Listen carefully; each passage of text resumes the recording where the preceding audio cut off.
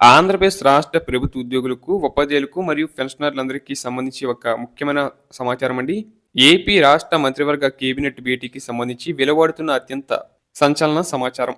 ఇక ఆంధ్రప్రదేశ్ రాష్ట్ర పరిపాలన కేంద్రమైన అమరావతి వేదికగా ఈ నెల 24వ తేదీన మధ్యాహ్నం సరిగ్గా 3 గంటల సమయానికి గౌరవనీయులైన ముఖ్యమంత్రి గారి అధ్యక్షతన రాష్ట్ర మంత్రివర్గ కేబినెట్ సమావేశం అత్యంత కీలకమైన ఎజెండాతో జరగబోతుంది.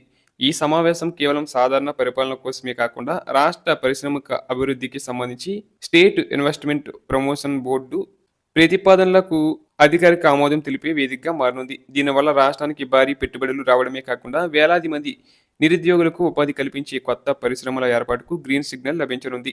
అయితే అందరూ వేయి కళ్ళతో ఎదురు చూస్తున్న ప్రధాన అంశం ఏంటంటే ఈ భేటీ ఏపీ ప్రభుత్వ ఉద్యోగుల పాలిట ఒక ఆశా కిరణంలా మారబోతుంది. గత కొంతకాలంగా పరిష్కారం కోసం నిరీక్షిస్తున్న అనేక సమస్యలకు ఈ సమావేశంలో మోక్షం లభిస్తుందని ఉద్యోగ వర్గాలు బలంగా విశ్వసిస్తున్నాయి. ముఖ్యంగా 30% మధ్యంతర వృత్తి ప్రకటనపై రాష్ట్ర వ్యాప్తంగా చర్చలు మరోసారి జోరందుకున్నాయి. ఎన్నికల సమయంలో ఇచ్చిన హామీలను అమలు చేయడంలో భాగంగా ప్రభుత్వం ఈ అంశంపై అత్యంత కీలకమైన నిర్ణయం తీసుకునే దిశగా పావులు కదుపుతోంది.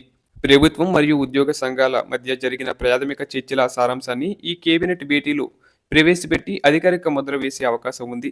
ఈ కేబినెట్ సమావేశంలో తీసుకోబోయే ప్రధాన నిర్ణయాలను మనం లోతుగా విశ్లేషిస్తే మొదటిది 30% మధ్యంతర వృత్తి ప్రకటన. ఎన్నికల మేనిఫెస్టోలో ఇచ్చిన వాగ్దానం ప్రకారం కొత్త పిఆర్సీ అమల్లోకి వచ్చే వరకు ఉద్యోగులకు తక్షణ ఆర్థిక వెసులుబాటు కల్పించడానికి 30% ఐఆర్ను ప్రకటించే అవకాశం ఉంది.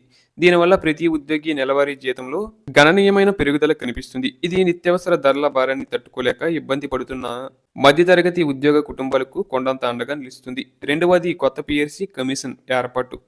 12వ వేతన సవరణ కమిషన్ను తక్షణమే నియమించి ఉద్యోగుల వేతన సవరణ ప్రక్రియను ఏమాత్రం ఆలస్యం చేయకుండా యుద్ధ ప్రతిపాదకన పూర్తి చేయాలని ప్రభుత్వం సంకల్పించింది. ఈ కమిషన్ నియామకం ద్వారా భవిష్యత్తులో ఉద్యోగుల షిప్మెంట్, గ్రాట్యుటీ మరియు ఇతర అలవెన్సుల ఖరారుకు మార్గం సుగమం కానుంది. మూడవది పెండింగ్ డిఏ చెల్లింపులు. గత ప్రభుత్వ హయాం నుండి నిలిచిపోయిన కరువు భత్యం మరియు పెన్షనర్లకు సంబంధించిన కరువు ఉపశమనం బకాయిలపై ఈ సమావేశంలో ఒక స్పష్టమైన షెడ్యూల్ రాబోతుంది. అలాగే ఏ విడతల్లో ఈ బకాయిలను విడుదల చేయాలో వివరించే ప్రత్యేక ప్రణాళికను ప్రభుత్వం ఖరారు చేయబోతుంది. ఇది పెన్షనర్ల మరియు సీనియర్ ఉద్యోగుల సుదీర్ఘ నిరీక్షణకు తెరదించనుంది. దీంతో పాటు జీపీఎఫ్, ఏపీజీఎల్ఐ మరియు మెడికల్ రీయింబర్స్మెంట్ వంటి ఇతర పెండింగ్ బకాయిలను కూడా ప్రాధాన్యత క్రమంలో విడుదల చేసేందుకు ఆర్థిక శాఖ ఇప్పటికే బడ్జెట్ అంచనాలను సిద్ధం చేసి ముఖ్యమంత్రి కార్యాలయానికి నివేదిక పంపినట్లు సమాచారం. ఈ సమావేశం కేవలం చర్చలకే పరిమితం కాకుండా ఉద్యోగుల ఖాతాల్లోకి నేరుగా నగదు చేరేలా ఉత్తర్వులు వెలువడే అవకాశం ఉందని విశ్వసనీయ వర్గాల నుండి సమాచారం అందుతుంది. మొత్తంగా చూస్తే ఆంధ్రప్రదేశ్ ప్రభుత్వ ఉద్యోగులకు సంబంధించి ఈ ఫిబ్రవరి నెల ఒక చారిత్రాత్మక మార్పుకు నాంది కాబోతుంది. ప్రభుత్వం నుంచి వచ్చి అధికారిక ప్రకటన ఉద్యోగ కుటుంబాల్లో ముందస్తు పండగ వాతావరణాన్ని నింపుతుందని ఆశిద్దాం.